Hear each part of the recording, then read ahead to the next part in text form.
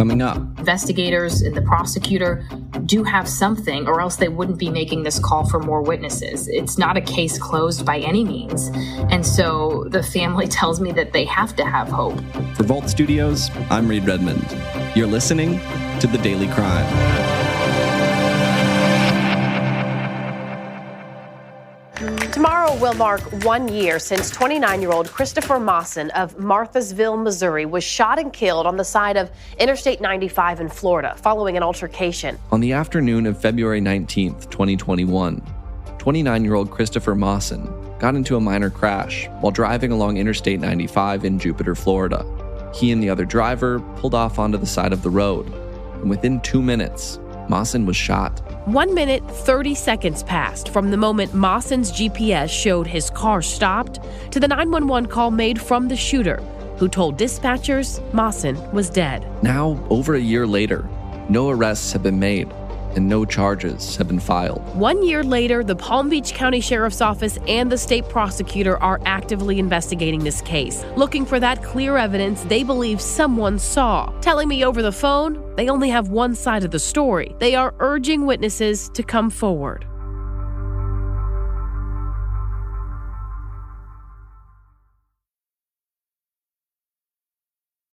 December 2017. Nadia Atwee's vehicle is discovered wedged into some bushes at a park near her home. Just want to tell her that I love her. Come back today. I would forget about what happened. But Nadia is never seen again. If I go back, I would react differently, but I didn't know. The Next Call, the case of Nadia Atwee. Available now on the CBC Listen app and everywhere you get your podcasts. On Saturday, February 19th, the family of Christopher Maassen marked 1 year since he was killed. Allie Corey, anchor with KSDK in St. Louis, what have you been able to learn about Christopher through talking with family members in Missouri? Well, so I spoke to his oldest sister, who described him as her first baby because they were 10 years apart. And she just described him as this gentle, happy-go-lucky, adventurous kid. Obviously, he was 29 when he was killed, so not a kid, but to her, a baby brother. And you know, she described his personality and his demeanor as very easygoing. He was very calm and collected and very emotional, intelligent beyond his years. And so I think that's a big part of why they're having such a hard time understanding how someone could feel so threatened by him that they would take their life. And the father, the same way, telling me that this was not the kind of guy that was aggressive or would pick a fight, but he told me, quote, absolutely somebody who would defend himself. Not the type that would blow a gasket and start something. But absolutely a person that would defend himself. So it was my impression from speaking to family that they don't understand how this could have happened. And unfortunately, they still don't have answers a year later. Take us through what exactly happened, or at least what we know about what happened just over a year ago on that afternoon, February 19th, 2021. Sure. So Christopher Maassen, originally from Missouri, living in Florida since 2015, was on Interstate 95 in the Palm Beach County, Florida area, which, if you are familiar with Interstate 95, very heavily traveled, very busy interstate, and actually frequent to road rage incidents for that reason. It is our understanding from police reports that there was a minor altercation where the cars may have swiped while trying to merge onto another road. And it was at that time that both of the cars, the car that Christopher Maassen was driving and the other gentleman who was involved, pulled over onto the shoulder. From what the sister tells me, Christopher Maassen's sister tells me that they were able to learn from police that Christopher's GPS signaled that he had stopped. So he had pulled over. And from that time of his car stopping, it was only 90 seconds that passed that the other gentleman called 911 and said that Christopher had been shot and killed. And not only that he'd been shot and killed, but the caller said that he shot and killed him. Correct. And that it was in self-defense. So the sister and the father brought up the point that they kept going back to the 90 seconds because I think they're having a hard time wrapping their head around how such a violent altercation or aggressive altercation could happen in that short amount of time, that this other gentleman would feel threatened enough to pull a gun on Christopher, on their loved one. Within 90 seconds, decide that you get to take someone's life and then you don't have to answer to anything or anybody. You get to leave from the scene because you got a lawyer at the scene. My son was unarmed. He was shot and killed. Somebody should have to at least answer questions for that. And they also point out, the sister tells me that her brother's body was at the car door of his car. And so she says that he was shot multiple times in the chest. And so she questions, how was he able to be a threat to this other person if he was shot 3 times right at his car? Basically making the point that after being shot 3 times at close range in the chest, he wouldn't have been able to aggress the other person. And so their feeling is that this person knew they had a gun and was already planning on doing what he did before the two even met face to face.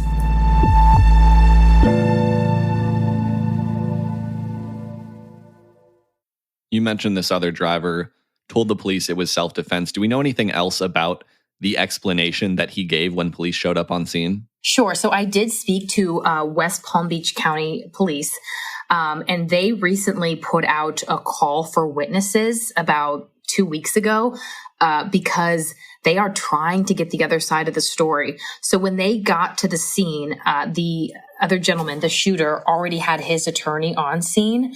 And because of Florida's stand your ground law, he was able to state that he shot in self-defense. And with his attorney present, his attorney was basically representing him and saying that he did not have to, further answer any more questions. My client was within his legal right and justified to use deadly force. And so that's kind of where police and the family are at a standstill because police told me that they only have one side of the story and they believe that someone had to have seen something because Interstate 95 is so heavily traveled that someone must have seen more of this altercation. Now, I should mention that the family said of Christopher Maassen that there was a bit of a physical altercation, that apparently it was, at some point physical, but they don't believe that it should have resulted in a shooting, that their loved one, Christopher, was unarmed. You said Florida has a stand your ground law. Can you explain that a little bit more? Sure. So Florida's stand your ground law basically allows people to defend themselves if they feel that they themselves, their person, are being threatened, that their life is being threatened.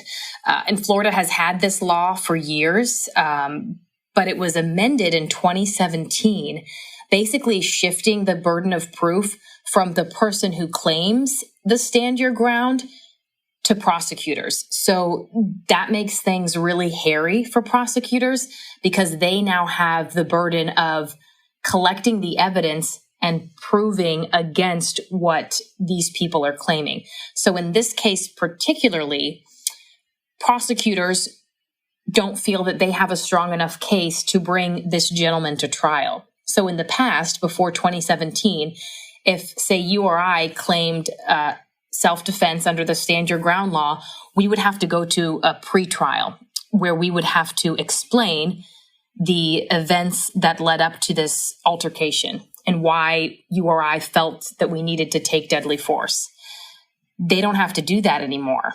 Now it's up to prosecutors and to the state to bring that evidence, that burden of proof, to trial. And so if they don't have enough evidence, it kind of prevents them from being able to have a case at all. And so the family, in large part, has told me that more than anything else, they want to shed light on how bad these laws are, how terrible these laws are, because they feel, in their opinion, that it has allowed this gentleman to get away with their brother and their son's murder. What I want is justice. I want acknowledgement of some of these bad laws, and I want things to change, and I would like to see justice prevail in this case. I also imagine that as the law exists, it makes it all the more important for investigators to try to find a witness to actually figure out what happened. Sure. And I spoke to West Palm Beach County Police, and they feel strongly that maybe someone driving by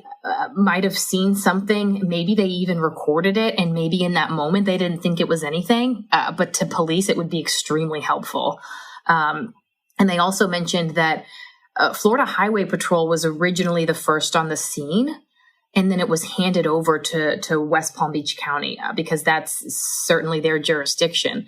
And they mentioned that in that, critical time of transfer, that there may have been more witnesses that they missed. And so, it's interesting that they made this plea again to the public, because clearly they've got something, but they just need that little something more in order to bring this case to trial. As I mentioned, it's now 1 year later.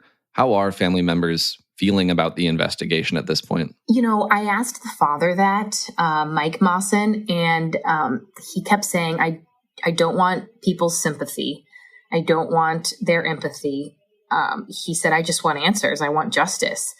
And he continually told me that right after the incident happened, they just sort of stayed on the sidelines and were trying to let police and investigators do their jobs, saying that they had a lot of faith in the process and what was happening.